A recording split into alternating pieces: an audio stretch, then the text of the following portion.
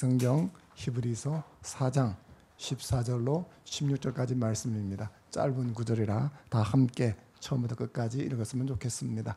성경을 들고 자리에서 일어서 주십시오. 자막을 참조하셔도 되겠습니다. 함께 읽겠습니다. 14절 시작. 그러므로 우리에게 큰 대제사장이 계시니 승천하시니 곧 하나님의 아들 예수시라. 우리가 믿는 도리를 굳게 잡을지어다. 우리에게 있는 대제사장은 우리의 연약함을 동정하지 못하실 이가 아니요 모든 일에 우리와 똑같이 시험을 받은 이로되 죄는 없으시니라. 그러므로 우리는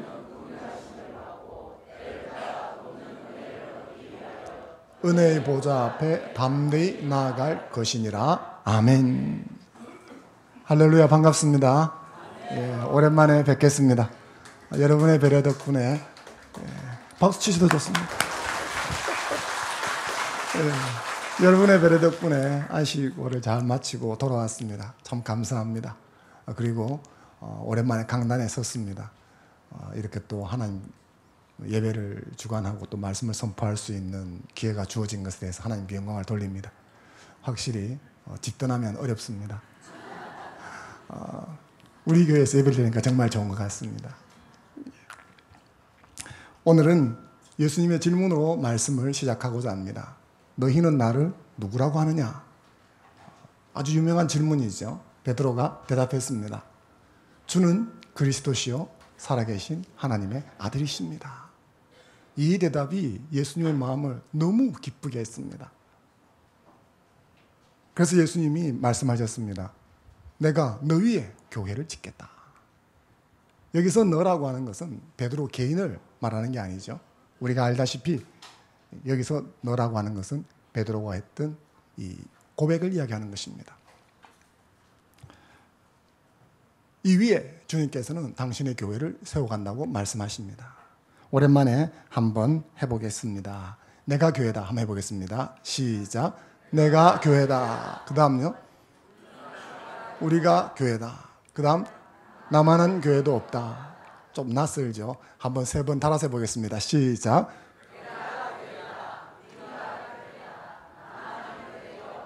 아멘. 믿으십니까? 아멘. 예. 지금 나는 멋진 교회가 아니려는지 모르지만 주님이 베드로의 대답, 이 고백 위에서 교회를 지어가는 것처럼 내 신앙 고백 위에서도 교회를 지어가실 줄로 믿습니다.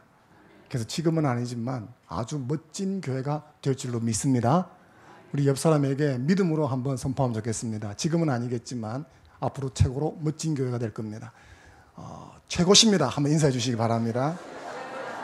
앞뒤로 한번 인사해 주십시오. 최고십니다.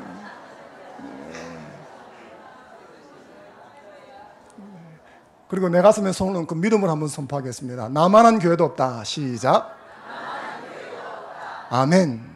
내가 그렇게 만드는 것이 아니라 하나님께서 그렇게 만들어 가실 줄로 믿습니다. 이런 신앙 고백을 오늘 본문에서는 또 다른 표현으로 소개하고 있습니다. 14절 말씀을 다시 같이 한번 읽어보겠습니다. 시작. 그러므로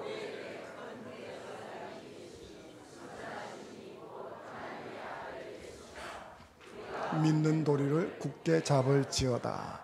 여기서 이 믿는 도리로 표현된 것이 신앙 고백과 같은 것이죠. 이 말씀, 이 어구는 요한 1서 1장 9절에도 동일하게 사용이 되었습니다. 요한 1서 1장 9절 같이 한번 읽어보겠습니다. 시작. 만일 자백하면 미쁘시고 의로우사 우리 죄를 사하시며 모든 깨끗하게 하실 것이요. 히브리서에는 믿는 도리라고 번역된 이 한글 번역이 요한일서 1장 9절에서는 자백하면으로 번역이 되어 있습니다. 믿는 도리는 쉽게 우리 머릿속에 잘 다가오지 않죠. 단어 자체가. 근데 이 자백이라는 단어는 훨씬 더 잘 다가옵니다. 믿는 도리로 번역된 헬라어 호몰로기아는 고백이라는 뜻입니다.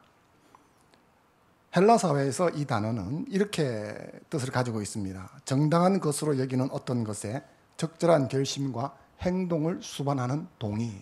말이 좀 어렵죠? 쉽게 말하면 법정에서 행하는 선서라는 것입니다. 증인은 진실만을 말하겠습니까? 예, 저는 진실만을 말하겠습니다. 그러고 나서 위증을 하면 처벌을 받죠. 그래서 책임질 수 있는 고백을 한다는 것입니다.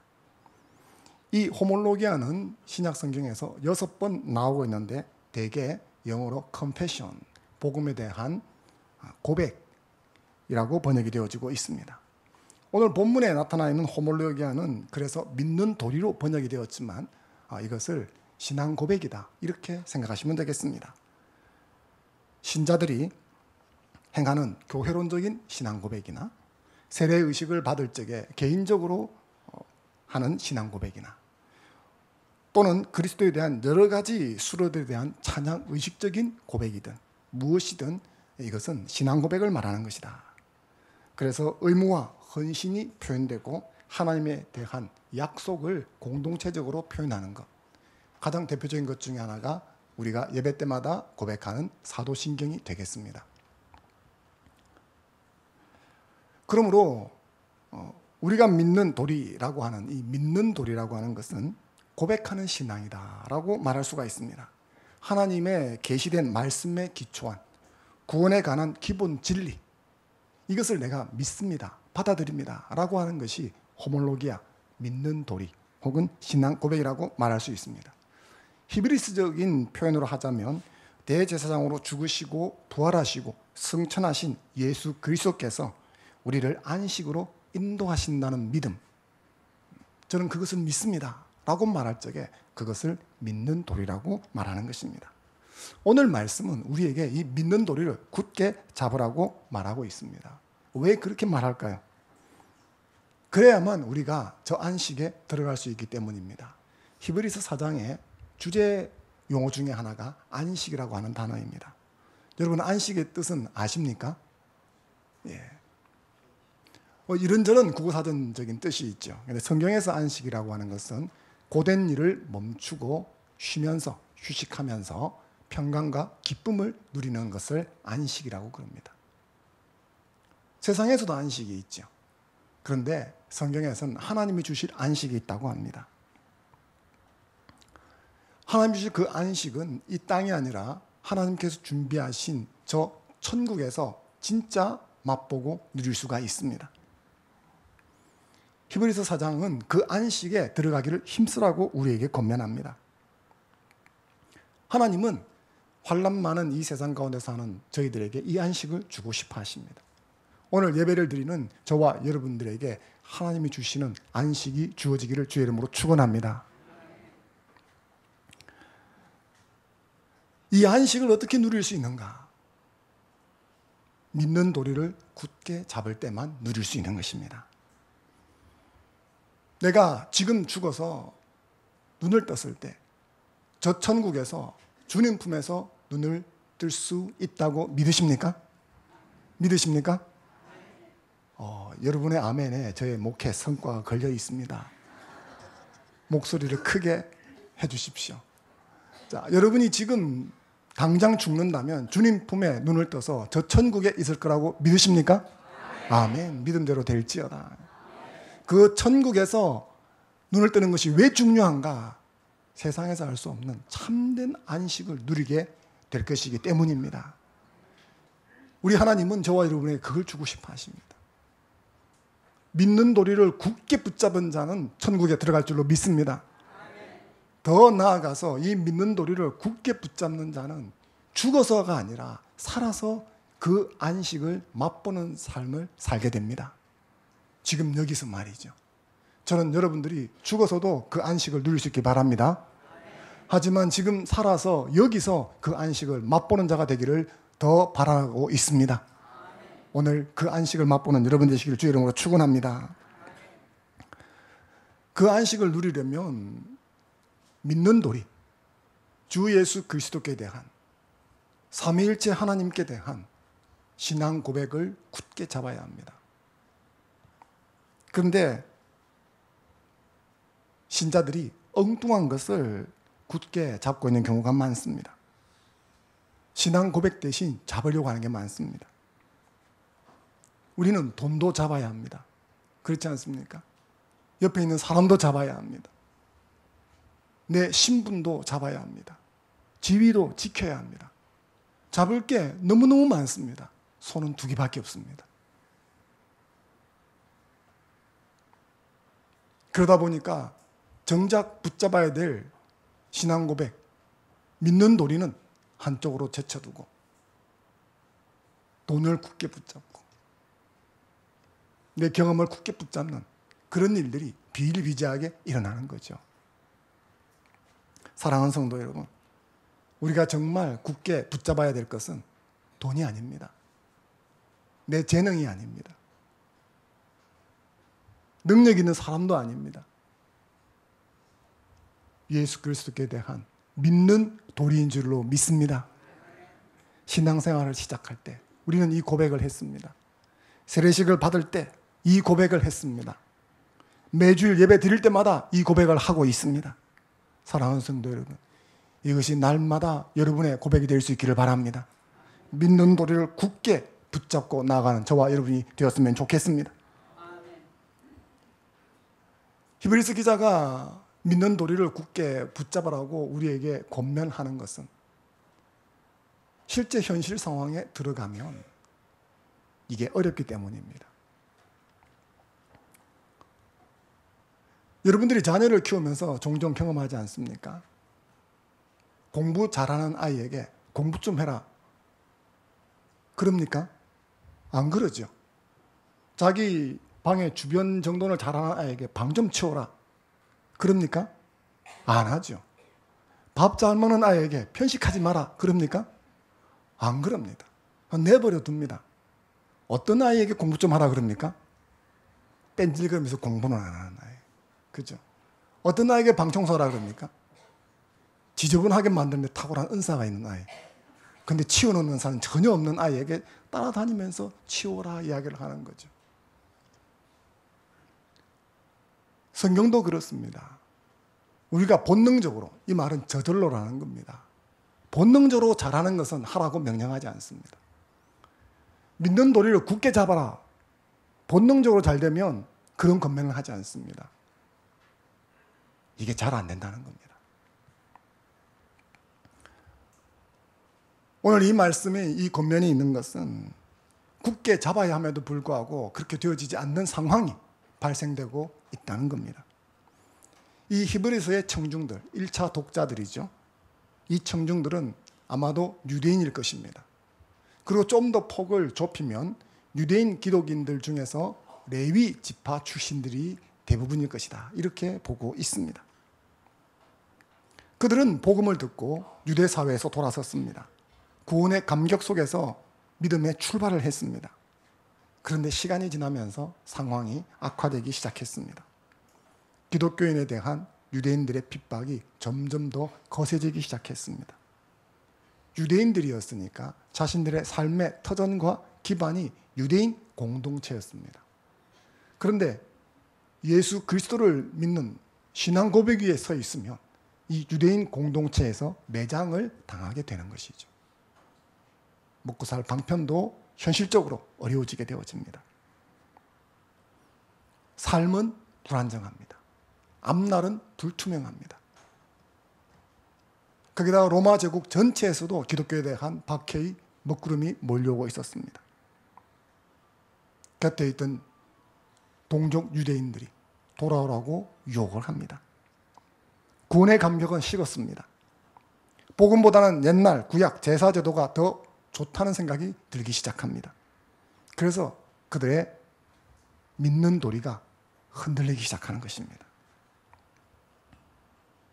그들은 믿는 도리를 굳게 붙잡아야 했지만 그렇지 못했습니다. 그들은 자신들의 과거의 경험, 구약 제사 제도에 대한 향수, 주변 상황, 유대인 공동체 이런 것들을 움켜쥐게 되었습니다. 이런 것들은 그들에게만 해당하는 것이 아니죠. 오늘날 우리에게도 해당하는 것입니다. 우리도 믿는 도리를 굳게 잡고 싶습니다. 그런데 막상 삶을 꾸려나가면 이게 잘 안 될 때가 많습니다. 성경은 이것을 우리의 연약함이라고 그럽니다. 앞날에 대한 두려움 때문에, 혹은 지금 당면에 있는 고난이나 어려움 때문에, 갖가지 이유로 인해서 믿는 도리를 굳게 붙잡지 못합니다. 하나님에 대한 불신앙이 생겨납니다. 그리고 그 불신앙에서 불순종이 나타납니다. 대개의 신자들은 능동적으로 하나님을 대적하고 싶어 하지 않습니다. 의지적으로 하나님을 멸시하려는 사람은 거의 없습니다. 그런데 상황에 내쫓기고 몰리다 보니까 어느새 불신앙적이 되는 거죠. 하나님께 불순종하는 자기를 발견하고 맙니다. 여기서 나는 자유롭다 말할 수 있는 사람이 누가 있겠습니까? 사실 이것이 인간의 실상이죠. 우리는 인간인지라 이런 근본적인 연약성을 가지고 있습니다. 자기의 힘으로 이 연약성을 온전히 이길 수가 없습니다. 때때로 굳은 결심을 하는데 결심을 지킬 능력이 없습니다. 세상 앞에서 좌절하고 무너질 때가 많습니다. 믿는 도리를 굳게 잡고 상황을 이겨나가야 합니다. 그런데 삶의 현장에서는 정반대로 믿는 도리가 흔들립니다. 상황이 득세를 하죠. 요 근간에 저희들은 갑작스러운 소식을 들었습니다. 여러분도 아시다시피 장미 집사님이 갑작스러운 발병으로 병원에 입원하고 수술하게 되었습니다. 지금 최홍림 목사님이 옆에서 간병을 하고 있습니다.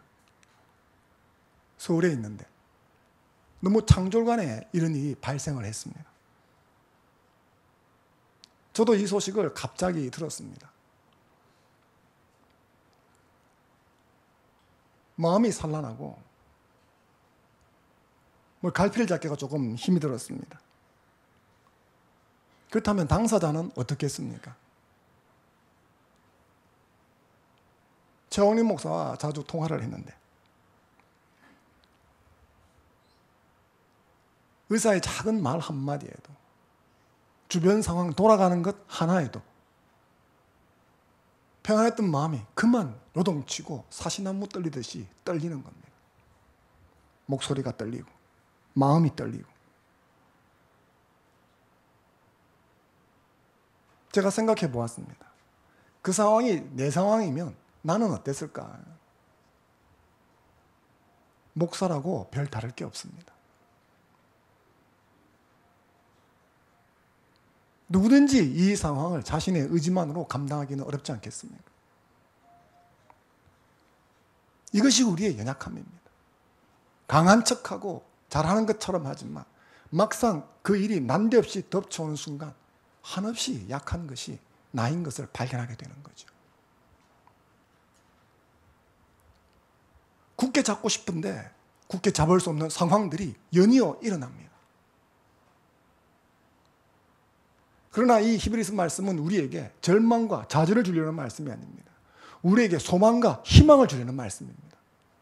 왜냐? 그런 연약함에도 불구하고 무너지지 않고 일어설 수 있다고 가르쳐주기 때문입니다. 15절 말씀을 같이 한번 읽어보겠습니다. 15절 읽겠습니다. 시작.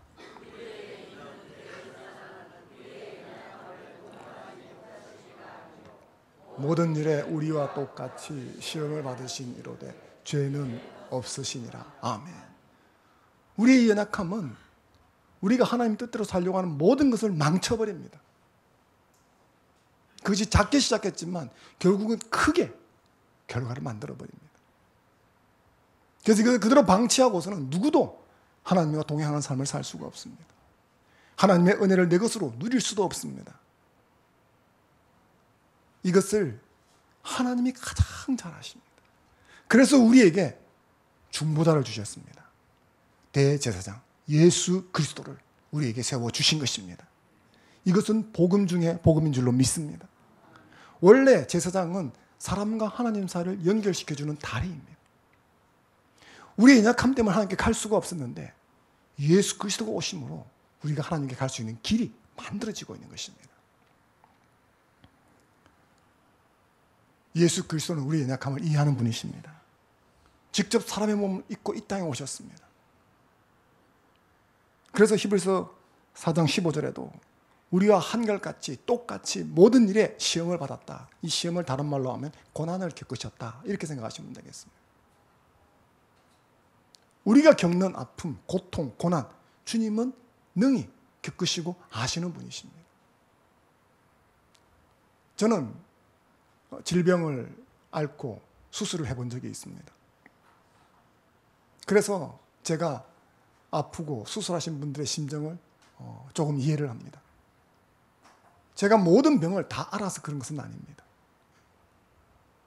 그러나 제가 질병을 앓음으로 다른 사람을 수용하게 되어진 것. 주님이 그런 것입니다. 주님이 이 땅에 살면서 모든 고통을 종류별로 다 경험하신 것은 아닙니다. 그러나 주님은 인간사를 겪으시면서 평범한 삶 속에서 만나는 모든 어려움들을 다 겪으셨습니다. 일찍 부모를, 아버지를 여의고 소년 가장이 되어서 경제적인 고통이 얼마나 무거운지를 경험하고 사회적인 천대와 멸시가 무엇인지를 경험하고 비난과 조롱을 경험하고 배척과 배신을 당하고 십자가의 모진 고통을 겪으시면서 우리 인간의 모든 질고를 담당하시게 된 것입니다. 그래서 고난 가운데 있는 사람들을 그 한 사람 한 사람을 다 이해해 주시는 분이 되신 것입니다.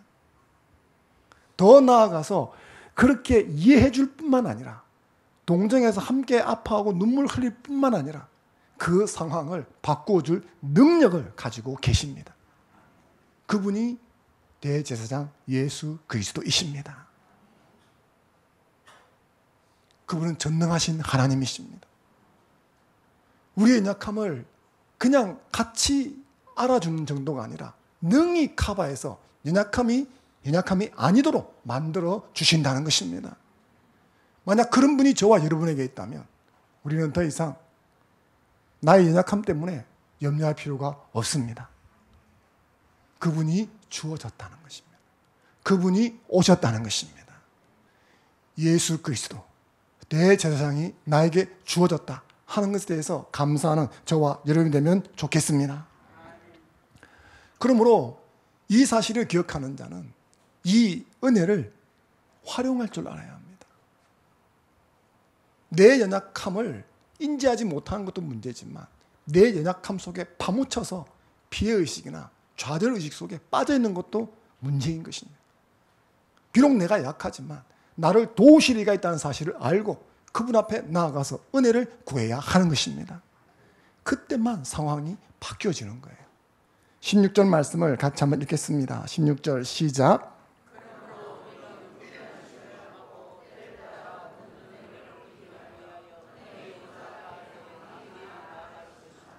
아멘. 우리의 연약함이 우리의 인생을 망칠 수 있습니다. 내 인생만 망치는 것이 아니라 내 주변을 힘들게 할 수 있습니다. 더 나아가서 하나님의 뜻을 무너뜨릴 수도 있습니다. 하지만 저와 여러분들이 나를 도우시는 예수 그리스도 앞에 나아가서 호소하기 시작하면 상황이 달라질 수 있습니다. 제가 최홍림 목사와 통화를 자주 했는데 제가 직접 병원에 가서 만나기도 했습니다. 근데 뭘 할 수 있는 게 없었습니다. 작은 목소리에도 흔들리고 불안해하고 초조해하는 모습을 보면서도 뭘 어떻게 해줄 수 있는 것이 없었습니다. 한 번 통화를 했는데 전화를 안 받더라고요. 그래서 옆에 계신 분한테 전화를 하니까 혼자 있고 싶어서 어디 갔다 하더라고요. 아무하고도 있고 싶지 않고 그냥 혼자 있고 싶다. 의사로부터 좋지 않은 소식을 듣고 바로 그렇게 혼자 있고 싶어서 어디 갔다 전화도 받지 않는다. 제 마음이 아프더라고요.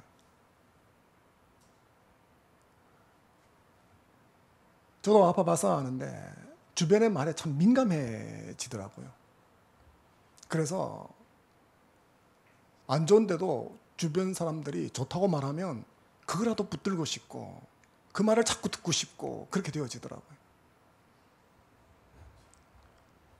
지금 장미 집사님 간호하면서 저희 교회에서도 가서 옆에서 같이 있고 수발을 들고 이렇게 했는데,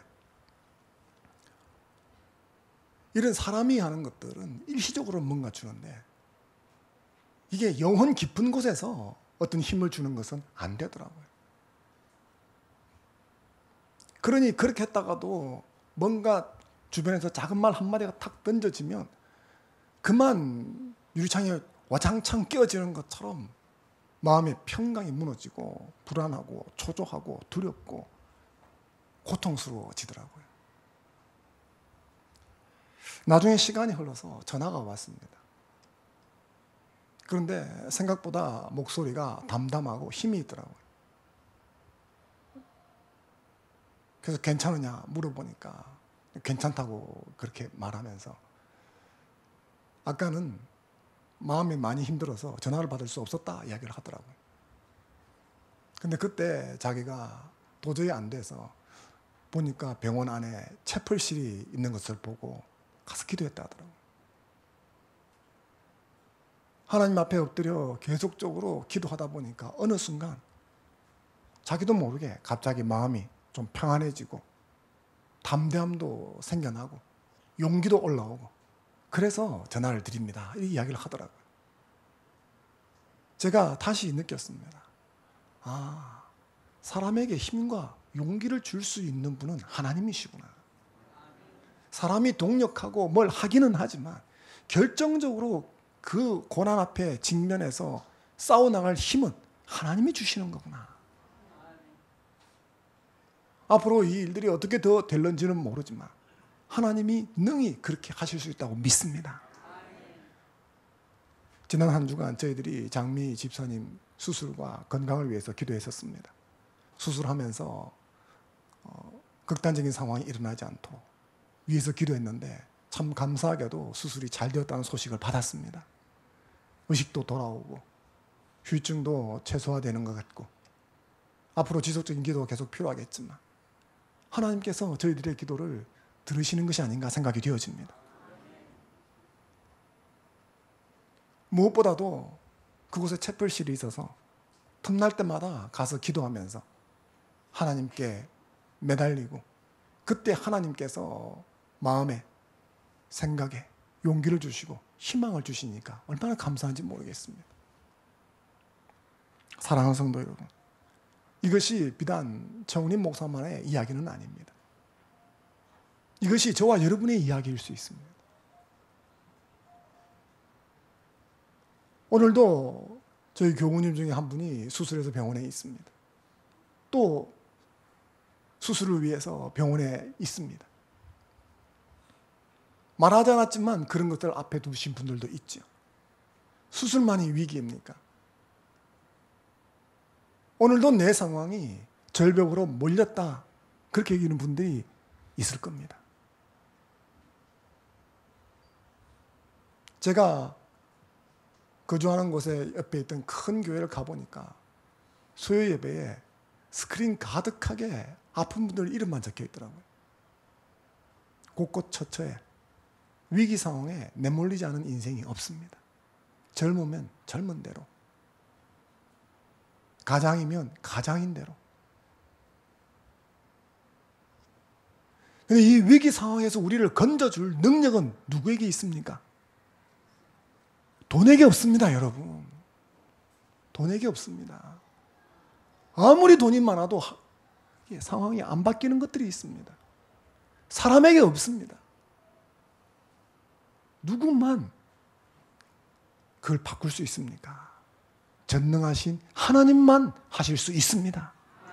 우리가 믿는 선하신 하나님만이 그런 능력을 가지고 계십니다. 그분이 나를 도울 때만 내가 그것을 이겨 나갈 수가 있습니다.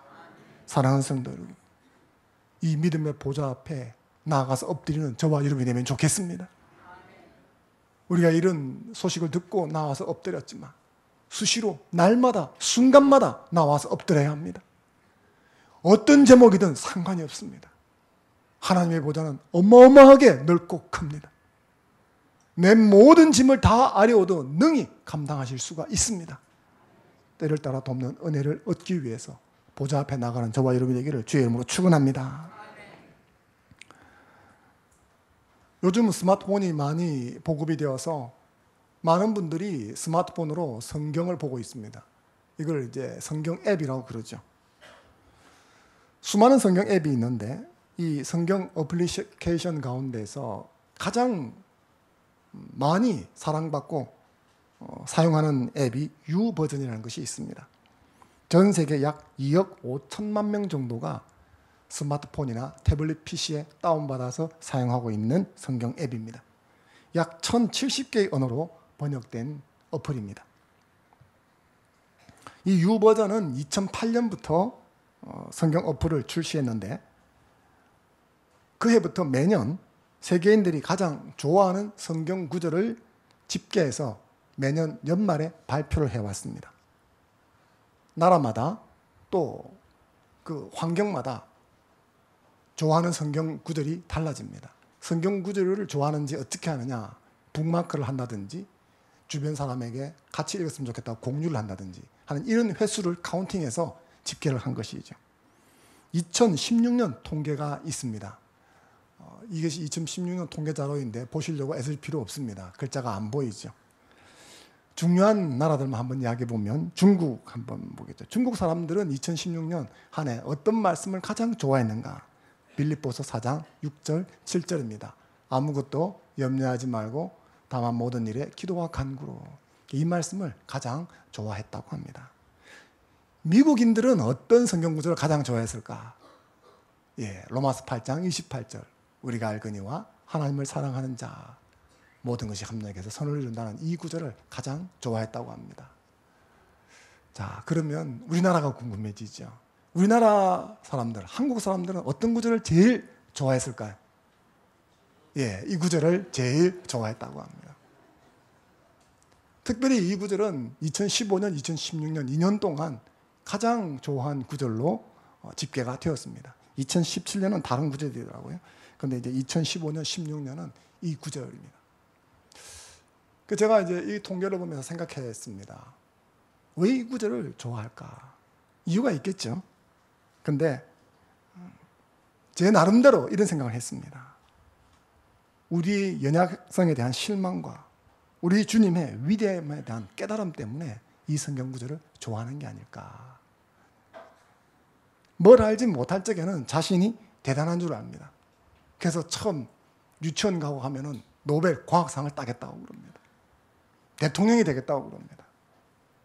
초등학교 들어가면 현실을 깨닫습니다. 점점 나이가 들어가면 자신이 그렇게 대단하지 않다는 걸 알게 되죠. 근데 그걸 모르니까 노래 가사처럼 자신이 뭘 좀 하는 놈으로 생각하는 것입니다. 근데 인생을 살다 보면 세상이 만만치 않구나. 나라는 존재가 그렇게 대단한 존재가 아니구나. 세상이 내 중심으로 돌아가 주는 게 아니구나. 이걸 깨닫게 되는 것 같습니다. 실제로 나이가 들면서 점점 더 무력함을 많이 느끼게 되는 것 같습니다. 그런데 이런 우리의 경험이 아니더라도 하나님 앞에서 사람은 무가치한 존재입니다. nothing입니다. 아무것도 아닌 존재입니다. 하지만 놀라운 사실이 있습니다. 우리가 예수 그리스도를 만나고 예수 그리스도 안에 있으면 이 nothing이 달라진다는 겁니다. 우리가 눈을 들어 주님을 바라보면 우리의 연약함이 커버되기 시작합니다. 왜냐하면 내 연약함을 커버하고도 남는 분이 내게 계시기 때문이죠. 우리 주님은 나를 능히 들어 올리고도 남음이 있습니다. 믿으십니까? 아멘. 그렇습니다. 그래서 주님 안에 있는 나는 nothing이 아닙니다. 많은 신앙인들이 이것을 경험하는 거죠. 내가 주님과 상관없을 적에는 nothing이었는데 내가 주님 안에 오고 주님과 깊은 관계를 가지고 보니까 나는 something이 되는구나. 뭘 좀 할 수 있게 되는구나. 저는 이것이 이 구절이 널리 사랑받는 이유가 아닐까 생각해 본 적이 있습니다. 사랑하는 성도 여러분, 저와 여러분들은 한 줌 흙으로 지어졌습니다. 그래서 어느 순간 한 줌 흙으로 돌아갈 것입니다. 흙 한 줌의 가치, 돈으로 하면 얼마가 되겠습니까? 그러나 이 한 줌의 흙도 명공이 도자기를 만들거나 뭔가를 빚으면 어마어마한 가치를 가지게 되어집니다. 만약 창조주 하나님이 한 줌 흙인 나를 빚으시면 어떤 일이 일어나겠습니까? 위대한 작품이 만들어질 줄로 믿습니다. 내가 나를 만드는 것과는 비교할 수 없는 것이죠. 사랑하는 성도 여러분, 그러므로 내 연약함을 가지고 은혜의 보좌 앞에 나아가는 여러분 되시기 바랍니다.